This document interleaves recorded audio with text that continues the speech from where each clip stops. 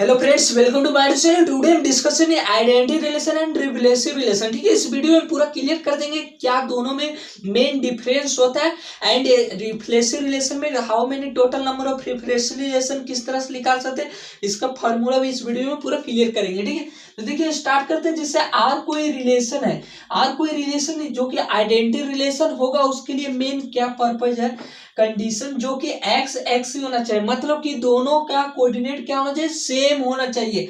और जो भी रहेगा एक्स वह बिलोंग क्या करेगा, सेट ए को ही बिलोंग करेगा। जैसे कि मान लीजिए कि यहां से एक सेट मान लेते कि 1 2 3, ठीक है, तो उस तरह से ये सेट है वह एक्स ही इसको में बिलोंग करना चाहिए। मतलब कि आर जो रिलेशन होगा इसमें वह क्या करेगा कि यहाँ पर आर जो रिलेशन होगा वह एक्स एक्स, मतलब कि 1 1 या तो 2 2 या तो 3 3, दोनों क्या होना चाहिए, इक्वल होना चाहिए, कोई भी आगे पीछे नहीं। तो देखिए एक्स एस इक्वल है, यस, तो ये भी एक्स है, तो ये दोनों एक्स एस इक्वल है।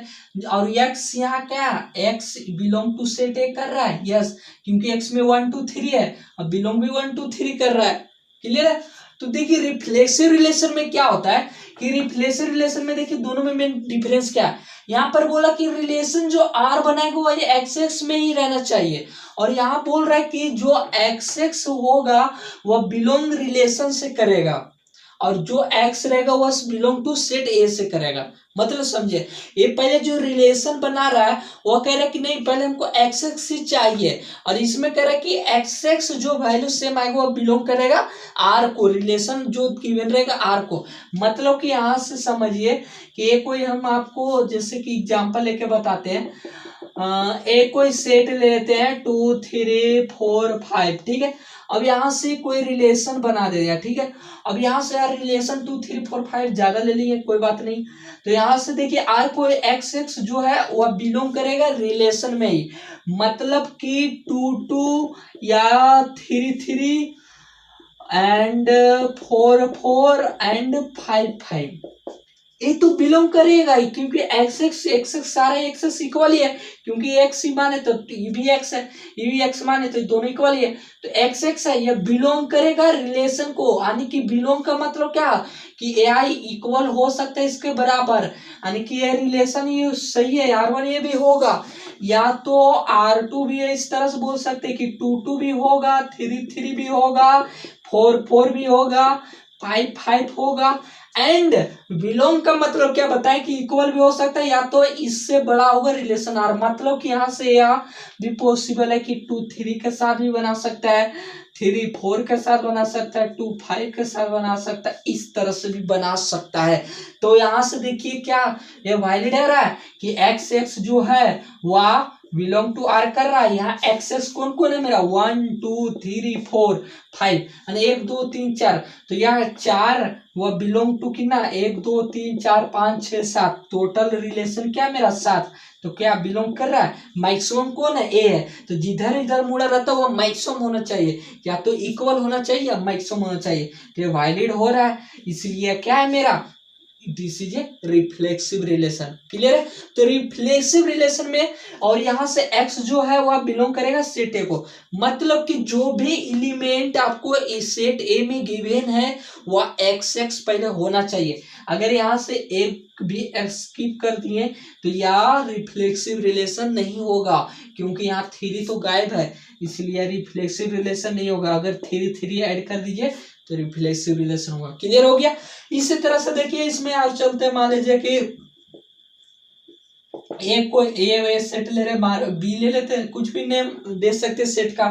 तो यहां से हम ले लेते हैं 3 4 5 6, ठीक है। अब यहां से आर कोई रिलेशन बनाएगा तो यहां से क्या बनाएगा, 3 3 बनाएगा, क्योंकि आर जो भी रिलेशन बनाएगा वह एक्स एक्स होना चाहिए, इक्वल होना चाहिए। तो 3 3 4 4 5 5 एंड 6 6, देख सकते इक्वल है, एस इक्वल है, एंड एक्स जो भी एलिमेंट है वह बिलोंग कर रहा है सेट एलिमेंट ए माने, यहाँ पे बी है तो यहाँ बी लिख सकते हैं, तो यहाँ जो भी एक्स एलिमेंट है वह बी को बिलोंग कर रहा है। क्लियर है। इसी तरह से इसका भी और एग्जांपल लेके आपको हम पूरा क्लियर कर देते हैं, जिससे कि समझिए। मान लीजिए कि ए कोई सेट दे देते हैं ABC, ठीक है। अब यहाँ से जैसे कि यहाँ से आर रिलेशन क्या बनाएगा कि यहाँ पर क्या बोला कि AXX बिलोंग टू आर, यानी कि XX जो बिलोंग टू आर को करना चाहिए।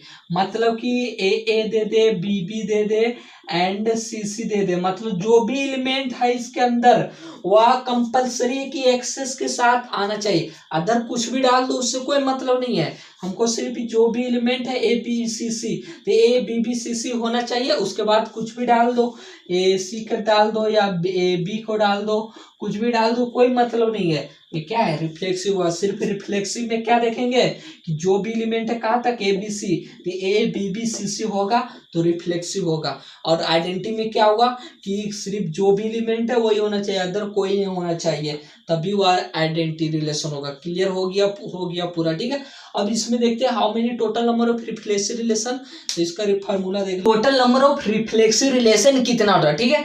तो देखिए total number of reflexive relation निकालने के लिए एक फार्मूला होता है इसका, जो कि होता है 2n² -n होता है, ठीक है। तो फार्मूला आया कहाँ से, देखिए इसको इस तरह से लिख सकते हैं 2n²/n, यानी कि जो 2n² है क्या, तो ये टोटल नंबर ऑफ रिलेशन बताता है, ठीक है। कि इसका फार्मूला भी पहले ऑलरेडी बता चुका हूँ। तो इसमें क्या बोल रहा है, total number of reflexive relation. तो रिफ्लेक्सिव रिलेशन जानेंगे कैसे कि पहले टोटल नंबर ऑफ उसमें रिलेशन निकालेंगे कितना है। तो किसी का भी रिलेशन निकालने के लिए 2n×n करते हैं, लेकिन यहाँ सेम आइटम के सेम सेट है, इसीलिए n = m हो जाता है, जिसके कारण 2n² हो जाता है। तो टोटल नंबर ऑफ रिलेशन में हम क्या घटा देंगे, 2n को डिवाइड कर देंगे, ठीक है। कि इसका टोटल नंबर ऑफ उसका सेट बनता है फंक्शन, उसमें कितना, तो उसको सब्ट्रैक्ट कर देते हैं, तो वह टोटल नंबर ऑफ उनको क्या लिखा जाता है, रिफ्लेक्सिव रिलेशन, ठीक है। तो यहाँ से जैसे कि एग्जाम्पल एक आपको बता देता हूँ।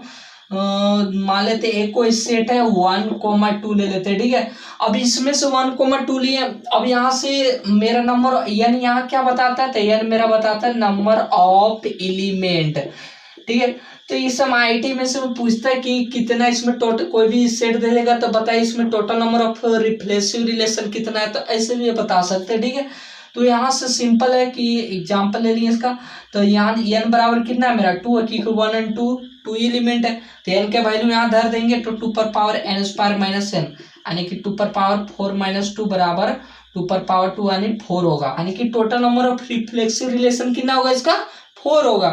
तो 4 कौन कौन सा होगा देख लेते हैं। जैसे R1 पहले क्या हो सकता है कि 1 1 2 2 तो कंपलसरी है रिफ्लेक्सिव रिलेशन के लिए। दूसरा R2 क्या हो सकता है कि 1 1 2 2 के अलावा क्या हो सकता है कि 1 2 भी हो सकता है, ठीक है।